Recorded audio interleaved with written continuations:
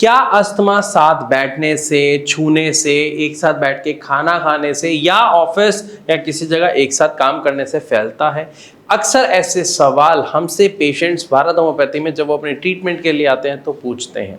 और आज मैं डिटेल से आपको यहाँ पे समझाने की कोशिश करूंगा कि क्यों ऐसा लोगों को लगता है कि ये साथ बैठने खाने पीने से फैलता है और असल में इसके पीछे सच्चाई क्या है, असलियत क्या है।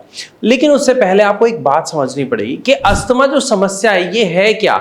ये आपके एयरवेज में आई हुई स्वेलिंग और म्यूकस के प्रोडक्शन के कारण सांस ना ले पाना या सांस लेने में मुश्किल का सामना करने की एक समस्या है। और इस समस्या का जन्म कैसे होता है? जब कोई भी व्यक्ति, अक्सर जब उसे जुकाम हो जाता है, सर्दी खांसी हो जाती है, हम दवाई लेते हैं, ठीक हो जाती है, उसके बाद दोबारा हो जाती है, लेकिन हम इसे आई गई समस्या समझ के इग्नोर कर देते हैं।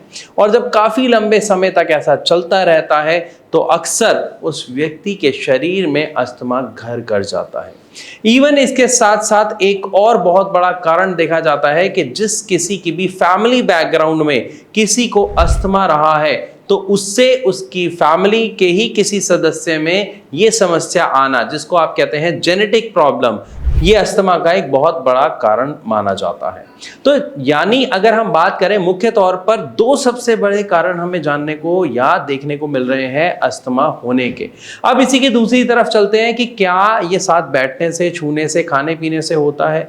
तो डायरेक्ट इसका जवाब है नहीं, बिल्कुल नहीं। ये कंटाजियस नहीं है, यानी छूने से, साथ बैठ के बातें करने से, खाना खाने से फैलने वाली समस्या नहीं है। इसकी समस्या का जो कारण है वो होता है आपके शरीर के इम्यून सिस्टम का हाइपर एक्टिव हो जाना। यानी जब आपके बॉडी के अंदर जो इम्यून सिस्टम है वो हाइपर एक्टिव हो जाता है और सांस के द्वारा अगर आपके शरीर में कोई डस्ट पार्टिकल चले जाता है, कोई केमिकल चले जाता है, किसी तरीके का धुआं जाता है, तो हमारे इम्यून सिस्टम को लगता है कि कोई ऐसा सब्सटेंस हमारी बॉडी में एंटर हो गया है जिससे हमारे शरीर को बहुत ज्यादा नुकसान हो सकता है और वो उसे बाहर निकालने का काम तुरंत शुरू कर देता है। अब वो बाहर कैसे निकालता है? वो म्यूकस का प्रोडक्शन बहुत ज्यादा बढ़ा देता है। म्यूकस यानी बलगम का प्रोडक्शन, जिससे क्या होता है कि वो जो भी कण अंदर आया है वो आपके एयरवेज में ही ट्रैक हो जाए, वहीं पर चिपक जाए, वो आपके लंग्स तक ना पहुंच पाए।